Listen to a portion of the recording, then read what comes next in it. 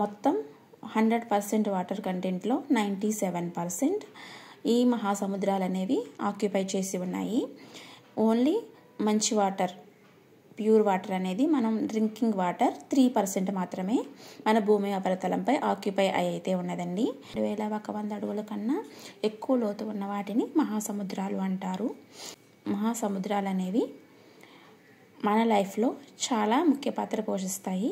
ఈ మహాసముద్రాల ద్వారానే ఆక్సిజన్ అనేది మనకి రిలీజ్ అవుతుంది. మనం పీల్చే గాలిలో 50% అనేది మనకి ఈ మహాసముద్రాల నుంచి ఎక్కువ ఆక్సిజన్ రిలీజ్ అవుతుంది. అలాగే వీటిని కార్బన్ సింక్స్ అని కూడా అంటారు. మన భూమి మీద ఉన్న కార్బన్ డైఆక్సైడ్ మొత్తాన్ని కూడా అవి పీల్చుకుంటాయండి. దానివల్ల సముద్రాలని కార్బన్ సింక్స్ అంటారు. ఈ మహాసముద్రాలన్నింటిలోకి పసిఫిక్ మహాసముద్రం అనేది చాలా పెద్ద మహాసముద్రం. దీనినే ప్రశాంతమైన మహాసముద్రం అని కూడా అంటారు.